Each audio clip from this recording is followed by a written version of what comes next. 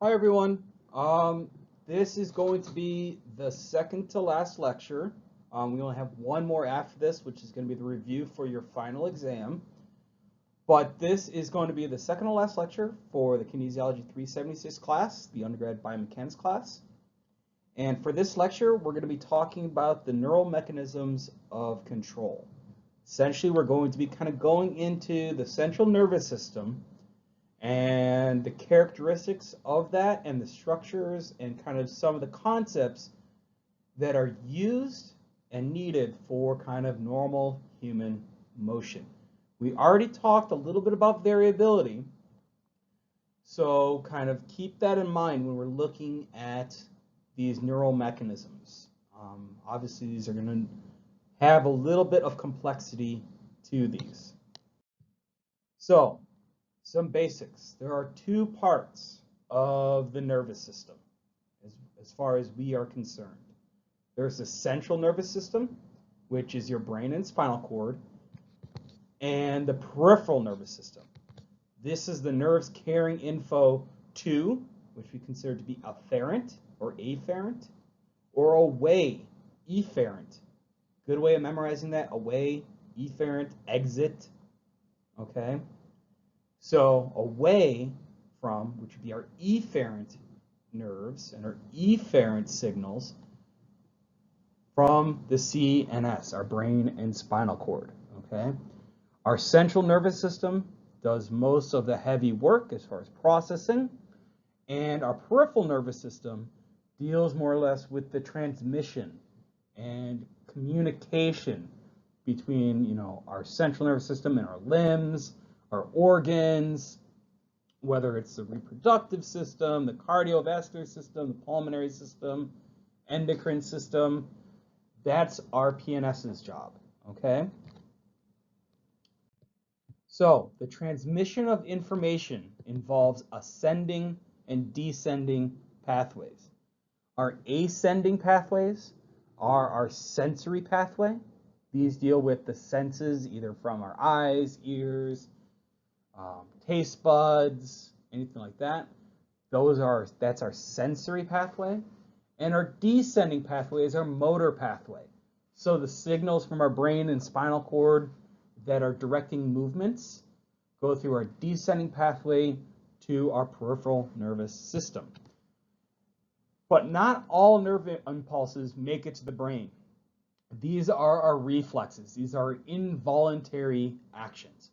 When you touch a hot surface, that does not need to be interpreted through your brain. That's a reflex action. That's where we consider our reflex arc, okay? This is where we have the receptor that's in our peripheral nervous system, goes to our sensory neuron, into an integration sensor within our peripheral nervous system, then back to, immediately skips the ascending pathway to the brain and spinal cord and butts out to a motor neuron that has our effector or a response. So that if you touch something really hot, you get stung by a bee, anything like that, it doesn't need to be processed by the brain. So you move very, very quickly and take your hand, hopefully you take your hand off the hot plate or stove. So let's look at kind of the structure of our brain. We have our cerebellum right here. This is what's kind of the classical brain. This is kind of the more intrinsic kind of, this deals with your vision, your thought processing, and like that. And we have our brain stem right here. This leads into our spinal cord. And then we have our cerebellum. This deals, we have, our occipital lobe here, but we have our cerebellum that kind of helps us maintain balance, okay? Generally, we look at our cerebral cortex of our cerebrum. This contains our primary motor cortex, our primary somatosensory areas, our taste areas, secondary somatosensory area. Our occipital lobe is our visual area. So we have lots of parts in this. You won't need to know every part, but you should be kind of comfortable that if I say, well, what is the premotor cortex, saying, well, it's in the part of the frontal brain of the cerebrum.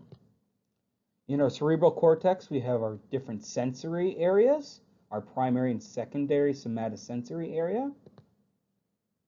And then we have our visual areas, our vision areas right here. This is this is one of the things is usually if somebody gets hit really hard in the back of the head or something like that, they start seeing stars or spots, something like that. That's because there's been damage to the visual cortex of the brain here. Then we have our motor areas in the kind of anterior part of our brain. We have our primary motor cortex and our premotor cortex. Primary motor cortex is dealing with our precise muscle control. Our premotor cortex organizes and coordinates these movements. Then we have the associated areas or association areas. These are used to interpret and direct either the sensory areas and our motor areas so that it can make sense when it's delivered to our peripheral nerves. This occurs in our prefrontal cortex. These are the cognition functions and emotional reactions. This is one of those things, and it's more or less a myth, but if you've ever heard of the story of Phineas Gage, Phineas Gage was a railroad worker back in the early 1900s, I think. And the story goes that he was working on the railroad. He was putting in railroad ties to nail down the railroad tracks. And they used blasting caps. They used little mini explosives to drive that in there. There was an accident in which the blasting cap went off prematurely and shot a railroad spike through his head, and it went through the prefrontal cortex. It didn't kill him, however. He lived, not a full life, but he lived many years even after that injury of having a railroad spike go through his prefrontal cortex of his brain. But the myth goes that after that happened, he became, he wasn't as bright, he became kind of mean, he swore a lot, he started drinking a lot, and that kind of led to, well, maybe those emotions were damaged by the railroad spike. It's a bit of a myth, though, is if you actually look into the story, is he was kind of a jerk before all that happened. So, I'm sure the railroad spike didn't help, and the magnitude of his meanness may have been enhanced, but it's a little bit of a myth if you actually look at the story and look at the person, is he was kind of a jerk before all that happened too, so it might not have been just the railroad spike itself. So, when we look at this, how do we successfully move through our environment? We talked a little bit about this in our variability lecture, but remember our environment is complex. So we use all 5 senses to help us navigate our environment. So how is this information detected? We have our 5 senses. We have vision, your eyes, depth perception. Proprioception is the ability to detect or understand our limb and our body's position and posture in space. Our auditory system, our ears, especially our inner ear, helps with balance. Our olfactory system, our sense of smell, and our sense of taste. Those are our 5 senses. Obviously, if you've seen the movie Sixth Sense, it doesn't really exist. So we're going to look at our 5 senses. So our vision, this detects information outside the body. We consider an exteroceptor. It gives us information about our visual environment. It helps with our depth perception. When we look at, we have 2 eyes. We have eye here, eye here. They're looking out like this. Actually, what is this? Our eyes look at this way and then look at this way, and they see different distances so that we can judge our depth perception. And then we have our retina and visual nerves in the back, and we have our brain here. They cross over the brain like this, okay, to our visual cortex in the back of our brain, or occipital lobe. So they actually cross paths in the middle. And that helps with our depth perception, be able to kind of interpret our world in kind of a 3-dimensional way. Then we have our proprioceptors. Okay, our proprioception. This detects information inside the body and the body's position and movement. So this is why you can close your eyes and touch your nose. You can put your head back and touch your nose. This is one of the things, that if people that are driving drunk get pulled over, this is one of the tests the police might make them do, is we're looking at, is their proprioception impaired because they drank too much? Another thing they might look at when they have you follow a flasher or something like that, even your vision, the muscles in your eye become a little impaired. And we'll start seeing that if you can't really move your eyes smoothly from side to side, they'll kind of quiver, move back and forth, and like that. That's due to simply alcohol inhibiting the acetylcholine. If you already took physiology, it inhibits acetylcholine, so it messes with kind of the muscle function and motor pathways, especially at your eye. So that's where we start looking at that, and that's kind of one of those telltale signs somebody's drank too much or there's been some damage to the nervous system as well. So vision, it's one of our most dominant senses, and it can override other senses. Basically, it's so dominant that it kind of starts controlling. It can actually overcome our proprioceptive senses, and we'll talk a little bit about that as well. So when we look at this is a big thing when we're looking at virtual reality. Okay, this is kind of one of the larger problems in virtual reality is we see motion sickness occurring. This is where in the virtual reality kind of interface, your body is moving. So even though you're not moving, your vision thinks you're moving, and because it starts to override the proprioceptive system, this kind of leads to kind of an imbalance in signals. This is one of the big things we start seeing people experience vertigo, they get dizzy, they may become nauseous. This is one of the big kind of motion sickness things when we look at people in virtual reality. One of the big ones, one of the things in our VIR lab, we have a program that it simulates you're walking on a tightrope in a really tall building, and people, especially if they're scared of heights, will feel that they're actually there. Their vision system is overriding all their other senses. Okay, so this is one of the big things we look at in virtual reality, and has led to many studies trying to understand how vision helps the control of motion. Okay, how do we use our visual systems to kind of direct our motion control? So how does light get into the muscles? Remember, muscles don't act on their own. They need nerve impulses. So if we're looking at vision, how does that light from vision direct the action of our muscles? So first, light rays enter the eye and stimulate our photoreceptors. These are our rods and cones, okay? The rods in our eye detect dim light as far as shapes and movement. And then our cones detect our bright light. So they help with color and the actual shapeness of certain objects, okay? These are our ambient and focal vision. So our ambient vision deals with the where of an object. Our focal vision, so when we focus on something, it deals with the what of it. So we know we can detect the position of something, but we might not be able, but can we focus and determine what it really is? Okay, so let's talk about vision and how it helps in sports performance. There is a very good video which I would highly, highly suggest you watching. The link is right here, called The Quiet Eye. This is where we start looking at basketball players that shoot free throws. Are they really looking at the backboard of the net when they're shooting this? Or are their eyes almost acting autonomously?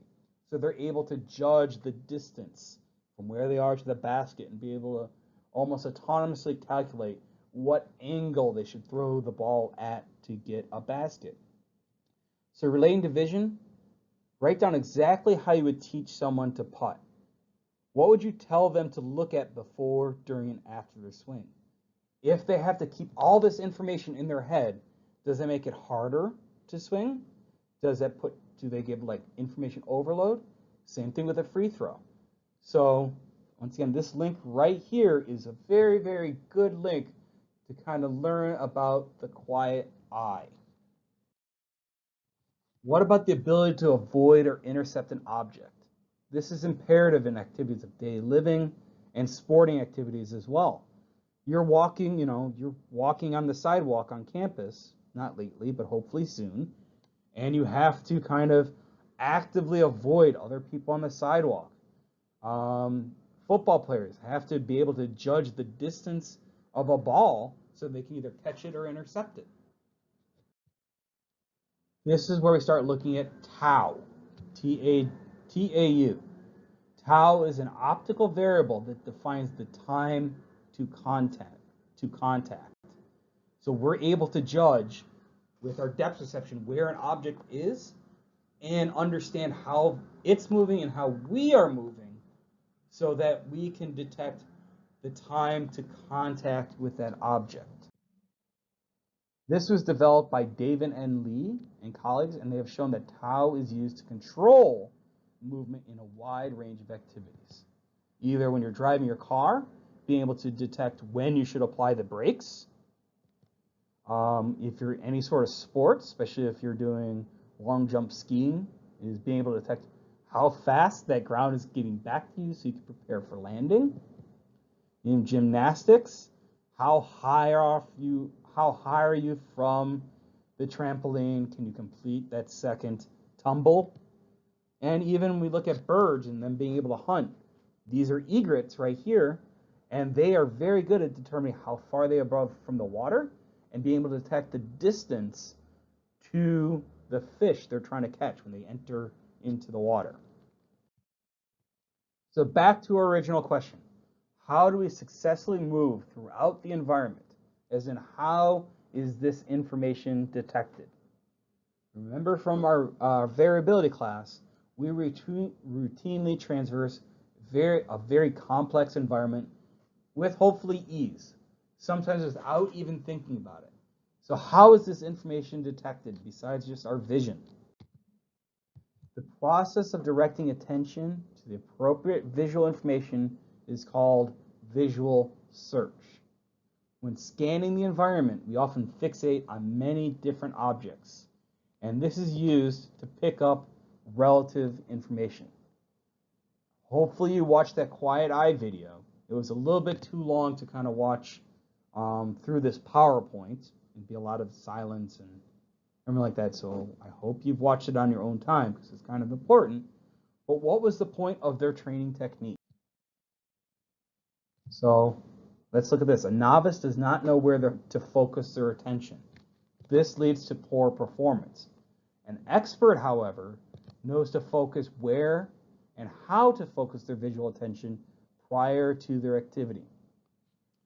So I kind of mentioned this in the movement variability, but a batter really has, I think, roughly 0.15 seconds to decide where to swing. So if they're about to get pitched to, do they really have time? And usually, if we're looking at fastball pitches, those are pitched at a roughly the high 90 per hour mile range, and there's only 60 feet and 6 inches for that ball to get there, so it gets there quick. They don't have time to wait and see how the ball is going to behave. So they may they're not looking at the ball, they look at how the pitcher is moving to determine whether to swing or not. It's the difference between a novice and an expert. They may have a better fixation point than a novice. A novice has a very large fixation point. They have to process way too much information. Versus an expert that knows, I need to look here and only here. So it helps with increasing the time they have whether to decide to swing or hold off. What does all this mean if you're looking at teaching and coaching? So this is kind of a motor control concept, which you're either have already taken a motor control class or are going to take a motor control class. But this is used to direct So you direct your students or athletes with visual attention to the information-rich areas of the environment. You should provide ample learning experiences when task-relevant cues are provided. Allow the performer to explore and find these information cues. Don't just tell them, look at this, look at this, look at this. Allow them to kind of experiment. Give them only feedback that's useful. Don't try to overload them with feedback. So you might model the movement. You can guide the practice. You can provide visual feedback. But you don't want to overload them. You don't want to give them more information than is really needed. They are not playing against robots. So you have to provide variability within the practice session to the performer so the performer can act in a variety of settings. Other than vision, what was the other major information source? Our proprioception. When we look at this is, yes, smell, taste, and hearing are important, but kind of when we look at movement, our vision and proprioception are the major information sources. So how does proprioception differ from vision? It provides information from inside the body, where our eyes don't see. Where does this information come from? The big ones are muscle spindles, Golgi tendon organs, and tendons. Our Golgi tendon organs and muscle spindles detect the tension at our tendons and within our muscles to determine how far stretched or contracted a muscle may be. A Golgi tendon organ detects the amount of tension within the tendon of a muscle, and it directs the muscle to relax if that tendon becomes too much.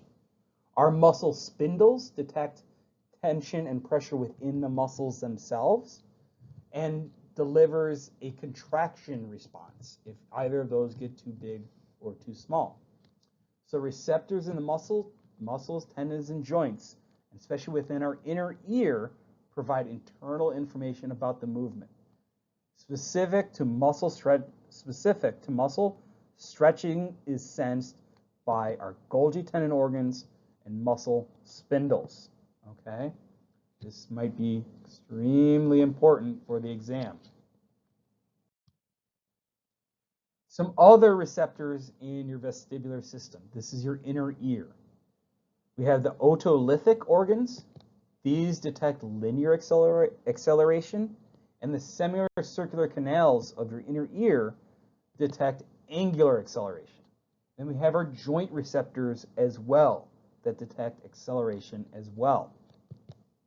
These respond to pressure, acceleration, deceleration, and strain. This is why, if you wanted to, you could close your eyes and hopefully walk forward. What if we lose one of our senses? Okay, so there's a case of Ian Waterman, lost proprioception due to a virus at age 19. He had to relearn to control activities using only visual control. Okay, it is possible, but usually when we look at this would it have been better if he lost his vision earlier? Maybe he would have been able to learn how to use just visual information better, because the brain begins to stop developing after age around 21, 22. Similar to when a person goes blind later in life and must relearn to control movement only through proprioception, only through hearing. So yes, the brain can adapt. So if we look at a healthy functioning nervous system, we have our visual information, our proprioceptive information, and just other sensory information, our hearing, smell, taste. This leads to a more successful movement. What if you lose one of these? What if you lose vision? You're left with only these other two areas of information. So we do see a decrease in the amount of successful movement, but you can learn, so that we do see it can get back to normal, or sometimes even better. So if you lose vision, the system reorganizes and relies more on the other sensory systems. These two take a greater load so they can provide an optimal amount of information for the successful movement. So what is the best way to improve Shaq's free throw percentage? Blindfold him. He doesn't play anymore, but if you remember, if you're old enough to remember when he was playing, or you watched any videos, he was not a very good free throw shooter. It wasn't part of his game. So they tried many things. One thing they did try is, what if we just blindfold him? And they actually did find it did help with his game a little bit. He learned to stop relying so much on his visual senses. So let's wrap this lecture up and we'll talk about kind of the teaching coaching challenge.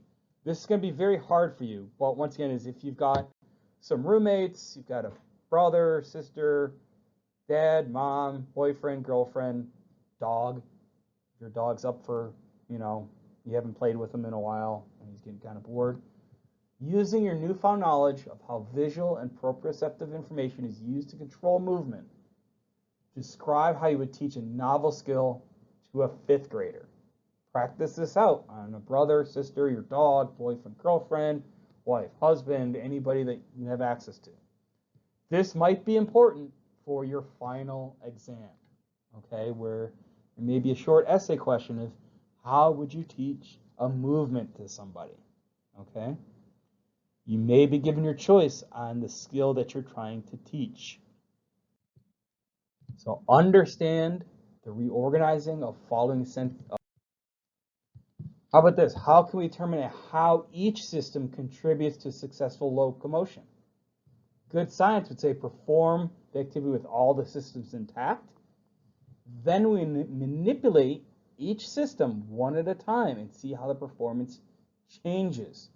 One of the things we do in the Veer Lab, we have what's considered the sensory organization test. This is a very expensive piece of equipment where the person stands on a force plate and they look at kind of a painting on a wall, and they're in a harness. First, we have them just try to stand as still as they can looking at this picture. Then we have them try as still as they can with their eyes closed and see how that changes their balance. We're testing their visual component.